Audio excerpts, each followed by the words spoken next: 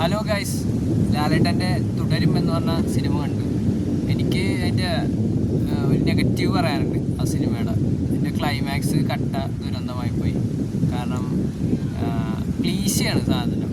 നമ്മൾ എത്ര പ്രാവശ്യം ഇങ്ങനത്തെ ടൈപ്പ് ക്ലൈമാക്സ് കണ്ട ക്ലൈമാക്സ് ത്രില്ലിംഗ് ഒക്കെ ആക്കി കൊടുത്തിരുന്നെങ്കിൽ കുറച്ചും കൂടി അടിപൊളിയായിരുന്നു. പിന്നെ ഫസ്റ്റ് ഹാഫ് സൂപ്പറാണ്, അടിപൊളിയായിരുന്നു. കഥയിലേക്ക് കൊണ്ടുപോകുന്ന രീതി, ഒരു സാധാരണ കഥേനെ വേറൊരു തലത്തിലേക്ക് കൊണ്ടുപോയി.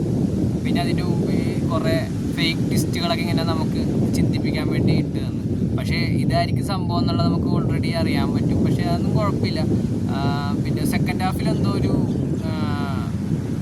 എനിക്കത്ര വലിയ സുഖമായിട്ട് തോന്നിയില്ല സിനിമ. അത് ക്ലൈമാക്സ് ഒക്കെ ആയി കഴിഞ്ഞപ്പോൾ ഒരു പഞ്ച് കിട്ടിയില്ല സിനിമക്ക്. എനിക്ക് ഭയങ്കര അത് മാത്രം വലിയൊരു നിരാശയായിട്ട് തോന്നി സിനിമ. എങ്ങനെയെങ്കിലും സിനിമ ഒന്ന് ഇതായിരിക്കും ക്ലൈമാക്സ്, ഇങ്ങനെയായിരിക്കും ക്ലൈമാക്സ് എന്നൊക്കെ ഉള്ളത് ഏകദേശം മനസ്സിലായി. അത്രേ ഉള്ളൂ. ലാലേട്ടൻ്റെ ഒരു പെർഫോമൻസ്, മറ്റേ 90s ഉള്ള പെർഫോമൻസ്, മറ്റേ ഫസ്റ്റ് ഹാഫിൽ ഫുള്ള് അതായത് ക്യൂട്ട്നെസ്, പുള്ളിയുടെ മുഖത്ത് ഇതുവരെ വരാതിരുന്ന, ഈ അടുത്ത് വരാതിരുന്ന ഭാവങ്ങളൊക്കെ വരുത്തിയത്. പിന്നെ ഒരു സാധാരണ ഒരു നാട്ടിൻപുറത്തുള്ള സാധാരണക്കാരൻ്റെ ഒരു ശൈലി, അതൊക്കെ അതൊക്കെയാണ് ഈ സിനിമയുടെ ഏറ്റവും വലിയ പോസിറ്റീവും കാര്യങ്ങളൊക്കെ. തിരക്കഥയിൽ സെക്കൻഡ് ഹാഫ് കഴിഞ്ഞപ്പോൾ തിരക്കഥ അടപടലം മൂഞ്ചി. കാരണം എന്ത് ചെയ്യണമെന്ന് ലാലേട്ടനും അറിയാൻ പാടില്ല, വില്ലനും അറിയാൻ പാടില്ല ആ ഒരു സംഭവം. പിന്നെ എനിക്ക് തോന്നിയൊരു സംഭവം എന്ന് പറഞ്ഞാൽ ക്ലൈമാക്സിൽ മറ്റേ ഇതിൽ നമ്മളത് പറഞ്ഞു കഴിഞ്ഞാൽ അത് കഥ പറയണ പോലെ ഇപ്പോൾ അത് വേണ്ട. എനിക്ക് തോന്നിയൊരു കാര്യമാണ് ആ സിനിമ ഇനി ആരെങ്കിലും കാണുന്നവർ ശ്രദ്ധിച്ചത്. അവസാനം ശരിക്കും പറഞ്ഞാൽ അങ്ങനെ ചെയ്യണമായിരുന്നു. ഒരു ഡിക്കി തുറക്കാൻ പറയണ അവസാനം ക്ലൈമാക്സിൽ ഒരു മഴയത്ത് ഡിക്കി തുറന്ന് നോക്ക് അങ്ങനെ പറഞ്ഞൊരു സീനുണ്ട്. അതിനകത്ത് ശരിക്കും ലാലേട്ടൻ അങ്ങനെ ചെയ്യണമായിരുന്നു. അങ്ങനെ തോന്നി. കാരണം അതൊരു ക്ലീശേ ബ്രേക്കിംഗ് സീനാണ്. കാരണം എപ്പോഴും നായകന്മാർ ചിന്തിക്കുന്ന ഒരു കാര്യം എന്ന് പറഞ്ഞാൽ നല്ലത് മാത്രം ചെയ്യുക, വില്ലന്മാർ മാത്രം വില്ലത്തരം ചെയ്യുള്ളൂ, നായകന്മാരെപ്പോഴും നന്മ ചെയ്ത് കിടക്കണവരായിരുന്നു. വില്ലൻ അങ്ങനെ ചെയ്യുമ്പോൾ നായകനും അങ്ങനെ ചെയ്യാം. കാരണം ആ സമയത്തുള്ളൊരു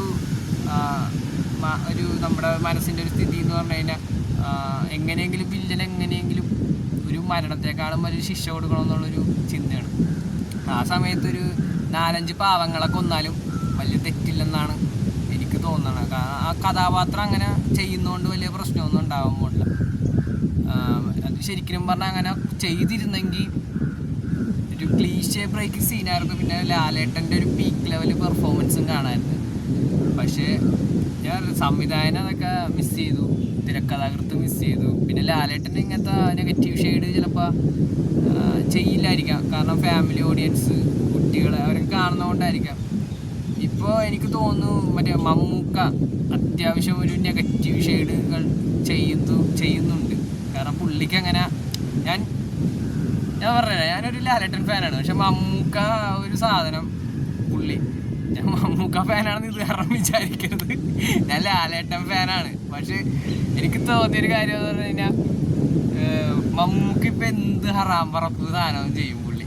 എന്ന് വെച്ച് കഴിഞ്ഞാൽ ഇപ്പോൾ റോഷാക്കി ചെയ്ത് പോലും കട്ട നെഗറ്റീവ് എന്ന് പറഞ്ഞു കഴിഞ്ഞാൽ വില്ലന്മാരെക്കാളും നെഗറ്റീവാണ് പുള്ളി അതിനകത്ത്. അപ്പം ലാലേട്ടന് അങ്ങനത്തെ ഒരു റിസ്ക്കും കാര്യങ്ങളൊക്കെ എനിക്ക് തോന്നുന്നു അത്യാവശ്യം എടുക്കൽ കുറവാണ്. പണ്ടെടുത്തിട്ടുണ്ട്, സതയത്തിലൊക്കെ ചെയ്ത പോലത്തെ ഒരു ഇതുണ്ട്.